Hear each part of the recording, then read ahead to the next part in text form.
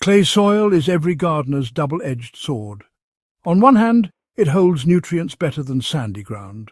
On the other, it compacts like concrete, suffocates roots and, well, just refuses to drain. Traditional composting has long been the solution, with rich organic matter slowly added to open up the soil. But lately, a growing number of gardeners have discovered a shortcut, the lazy cardboard method. The question is whether this method can actually stand in for traditional composting when the problem is stubborn clay. Cardboard works because it feeds fungi and softens clay. When cardboard is laid flat or shredded over clay, it doesn't just act as a weed barrier. Its cellulose structure is a direct food source for fungi. Fungi excel in clay because their hyphae push through microscopic particles, weaving a network that gradually breaks apart the dense structure. Over time, this increases porosity and allows air and water to penetrate. So, a practical example would be laying down, 2 or 3 flattened layers of cardboard over a compacted bed, wetting them thoroughly, and then topping them with about 2 inches of compost or aged manure. Within just a few weeks, the underside of the cardboard will show white fungal growth, and by the following season, the clay below will be noticeably looser. This really shows how cardboard, though simple, acts as a microbial stimulant in a way that, well, mimics compost application. While cardboard feeds fungi well, compost brings a broader spectrum of benefits. It delivers not only carbon but also nitrogen, phosphorus, potassium, trace minerals, and a thriving inoculation of bacteria and Actinomycetes. Compost also improves soil's cation exchange capacity, which means clay can hold nutrients in a form plants can actually access.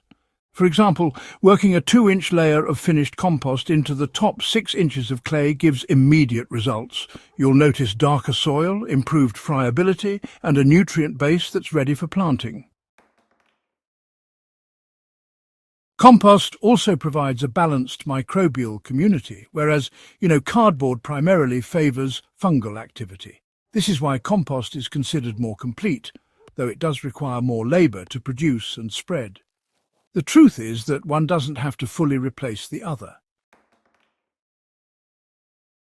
The lazy cardboard method shines because it is low effort and works especially well as a soil conditioner in clay. But when paired with compost, it becomes transformative. Laying cardboard directly on the clay, moistening it, and then topping with a 50-50 mix of soil and compost essentially creates a layered bed where fungi, bacteria, and worms all thrive together.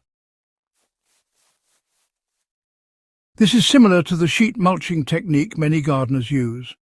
Over a season, the cardboard softens the clay, the compost enriches it, and worms pull the material downward.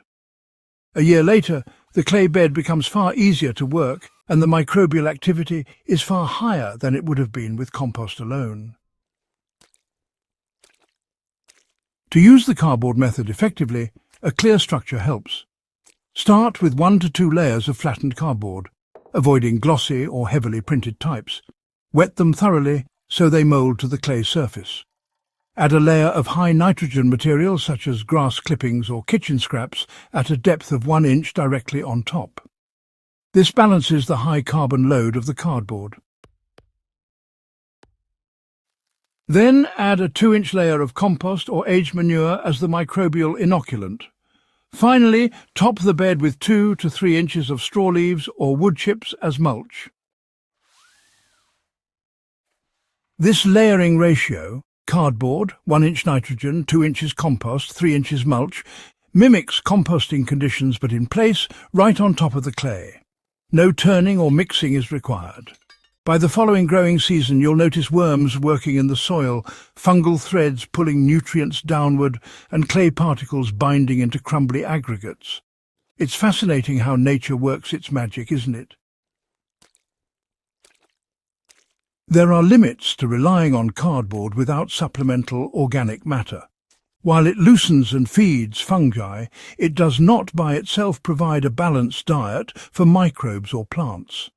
So, you see, a bit of extra organic matter can make all the difference. Over-reliance on cardboard can even create a nitrogen drawdown problem, where microbes consume so much nitrogen breaking down cellulose that plants temporarily struggle.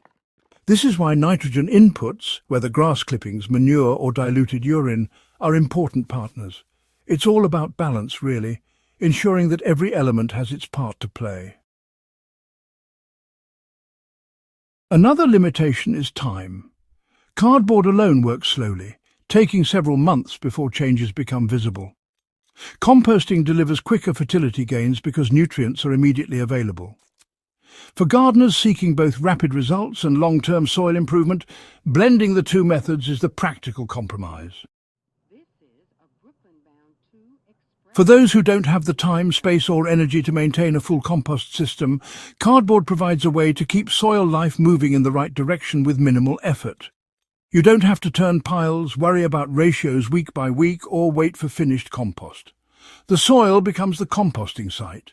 Earthworms, fungi and microbes are given the materials and the environment they need to do the work for you. This approach aligns with how Amish farmers and traditional growers often maintain fertility, layering, covering and letting time and biology take care of the hard labour. It's slower than turning compost piles, but in heavy clay, it solves both compaction and microbial starvation at the same time.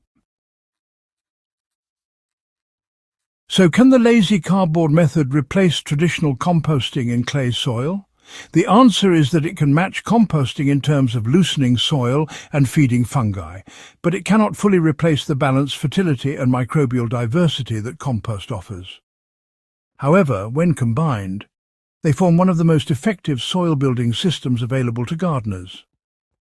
If your clay is suffocating plants, and you're tired of digging endlessly, start layering cardboard and compost right on top.